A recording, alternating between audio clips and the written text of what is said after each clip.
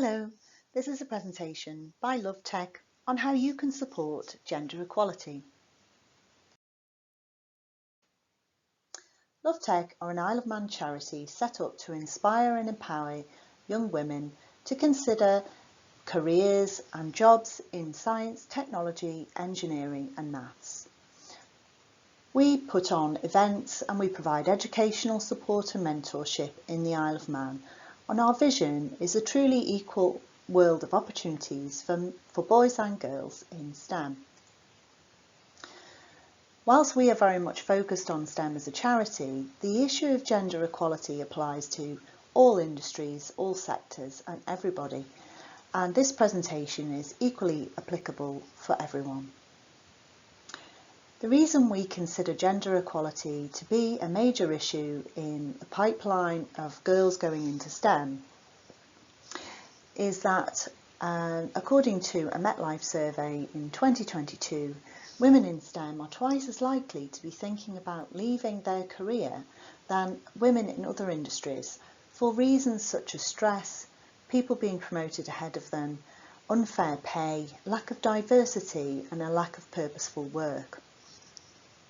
This shows that filling the pipeline with children that are considering STEM careers and are interested in working in those areas is only part of the problem. We need to solve cultural issues and unconscious bias that is meaning that girls and women leave STEM careers.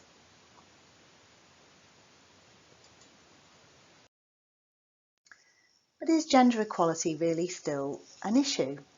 Whilst most people are aware that companies with women in senior leadership roles perform better, mixed teams have better creativity and women temper riskier behaviour, it is really still an issue.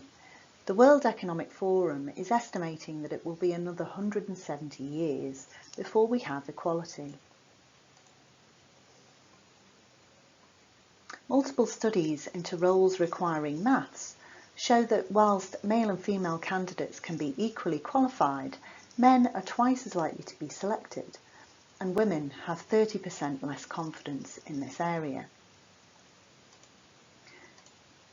More people die from female-named hurricanes as people don't take them as seriously as the ones with men's names. Sheryl Sandberg talked a lot about likability and success, and the video of her talking about this is referenced at the end of the slides. The more successful a man is, the more likable they are, and unfortunately the reverse has been shown to be true for women. So the more successful a woman is, the less likable she is, and this can partly explain why women may be slightly nervous about pursuing senior roles.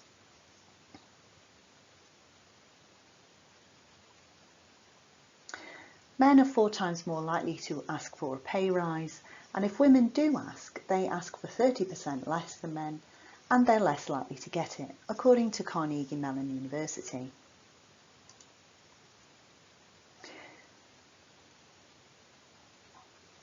Female artists are generally paid less for their art than men, and men don't generally read books by women, which means that men are only reading literature by 50% of the population, whereas women are reading books by men and women. There's been numerous observations in this area. J.K. Rowling, for example, her publishers hid her sex so that men and boys would be more likely to read her books. Studies have shown that some manuscripts by women have been rejected but accepted when they've had a man's name on them. Everything from drug testing to office design and product design have a male leaning. So the drug Ambien was only tested on men and has recently revised their dosage information because women were overdosing on it. And there was a reason why women are always freezing cold in offices, and that's because office design and the temperature was set based on male metabolism. .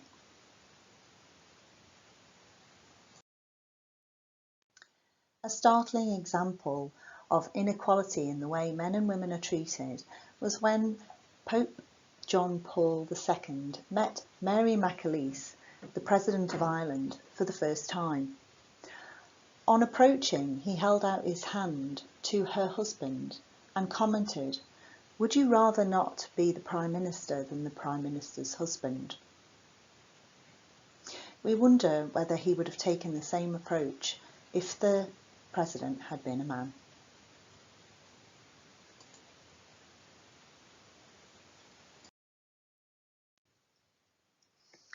A documentary by the BBC attempted to make a gender-neutral environment for a class of 7-year-olds. This is really worth taking a look at because it's really very interesting. Analysis beforehand showed that girls valued themselves in terms of how they looked. Some of them even described themselves as ugly. When boys were asked what girls were good at, they said they were good at looking pretty and wearing dresses. Girls thought boys were better, and boys were just unable to express their emotions, the only emotion being anger. After a period of time where they adjusted their teaching style, how they spoke to the children, even their support in the classroom environment and what they were teaching the kids, they did another analysis. And after this, boys showed more empathy and their bad behaviour reduced by 57%. They learned to express themselves. And girls' ability, particularly around spatial awareness, which they weren't really exposed to in toys previously, improved hugely, and their confidence improved, with girls being able to more accurately predict their scores on tests. Generally, their self-esteem also improved. So the improvement wasn't just for girls, it was across the board for boys and girls. I would highly recommend any parents or teachers to watch this YouTube video linked. So are we biased? Well, try taking an implicit association test. These are linked at the end. It's quite startling to find that everyone is biased, and it isn't a male and female issue. In fact, 80% of women are biased against career women, whereas 75% of men are biased against career women. This unconscious bias is about intuition and instinct. It's our ancient brain acting for us, taking decisions and trying to make life easier. It isn't a mark against your moral character, but it is something we should be aware of because we consider that our default human condition is male. We need to be open and aware of this. Many larger companies have engaged in diversity training. The problem is that drawing attention or finger wagging to what men are potentially doing wrong, in inverted commas, makes the issue even worse and will lead to women not being offered roles, not being given a seat at the table, which is exactly the opposite of what we're trying to achieve.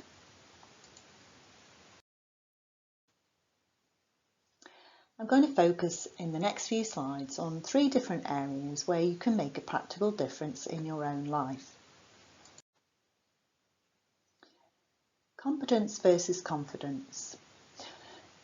Women are more likely to over-prepare, particularly in a career, because they know that they have to be much better than male counterparts potentially. And unfortunately, boys and men are more likely to rely on confidence. We do see this in children. So in your day-to-day life, recognise that those who are less confident may be very competent. And don't just default to talking to, considering, promoting, interviewing, giving that person the job because they're the most confident, because that's not necessarily the right candidate. Be aware of positive bias towards a deeper voice. A deeper voice is associated with authority. but it doesn't necessarily mean the person with the deeper voice is better, more confident, or is the boss. Listen carefully to the content of what people are saying, not who is saying it. Remember that women are less likely to self-promote themselves, and if they do, don't judge them harshly. In conversations, be mindful when describing people. If you don't use these words to describe men, please don't use them to describe women. Women are often described as bitchy, strident, self-promoting, if they have a little bit of an ambition or are confident. If it was a man behaving exactly the same way, would you use those words to describe him? In a work situation, meeting etiquette can really help. Having an active and thorough chair can really be very helpful in this situation. Ensure that there are no interruptions. Women in Supreme Court justice roles in the US were 3 times more likely to be interrupted than their male counterparts, and that was studied over 12 years. So women are more likely to be interrupted. Listen to each other's ideas. Ensure that people are given airtime. Time it if you need to. It's often considered that when women are talking, they've been talking for longer than when men are talking, but when it's actually studied and timed, it's usually the reverse. Something that can be really helpful for women is buddying up. So when a woman expresses an idea and it's overridden or ignored or just not listened to, a friend, a colleague, or particularly a male colleague can be very helpful in amplifying that idea and drawing attention to it. Two women can also buddy up to rave about each other. So rather than self-promoting themselves, they can promote each other. Practical consideration is about considering the influences that you have in your own life. So perhaps think about reading authors that you wouldn't have thought of before. If you're a man, please explore female authors, for example. Look at different media. Is there a bias there? Perhaps consider reading female writers. Consider who your friends and mentors are. Are you surrounded by people who think, look and do the same as you? Or are you throwing some diversity in there and getting some different ideas? The provision of role models for women is really important. Very young girls react much better to having role models, particularly in the area of STEM, and they're more likely to consider STEM careers if they see female role models. So provide them in places of authority and in roles that are not naturally seen as female jobs. Ensure women have a seat at a table at conferences, in team meetings, or in places where they will be expressing their views and opinions. Describe jobs in gender-neutral terms. So ensure that it doesn't say this job will require you to be a ninja wrestling issues to the ground, because that's a very male description. Be consistent in interviews, ask the same questions in the same order, and be always asking yourself whether you're considering CVs or considering candidates equally. Having a woman shortlisted makes it 79% more likely for them to be hired. And often, studies have shown that female applicants are 30% less likely to be called for interview, even though they are identically qualified to men. Unfortunately, removing names from CVs only gets over the first shortlisting issue, where inequality then happens naturally in the interview process. So the awareness of this is really important.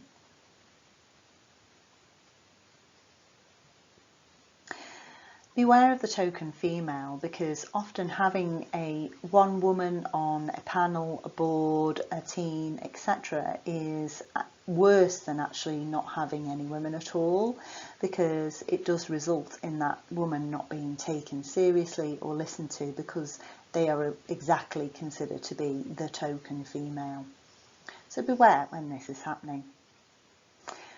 Men, I would ask you to consider, are there any women in your life that you could support and sponsor and perhaps help with these issues by raving about them to others or amplifying their ideas, ensuring they get airtime. In summary, be part of the solution and be aware that inequality really does still exist. Be aware of the impact that you might make on a day-to-day level. This might be in your language or in small differences between the way you treat men and women. Be part of educating and encouraging others. Nobody is wanting to shame anybody else, but perhaps suggest that they consume some of the materials referenced at the end of these slides. And know that small changes make a big difference.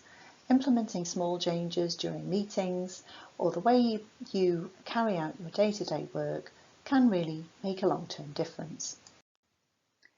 The next 2 pages just contain some useful references for you to take away and have a look at, or perhaps send to other people.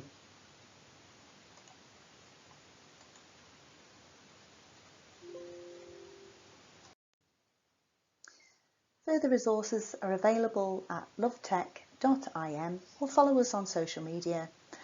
We'd love you to make a donation or register to keep in touch to find out more about events and mentors that we provide on the Isle of Man. Thank you for watching this presentation and for your interest in LoveTech and gender equality.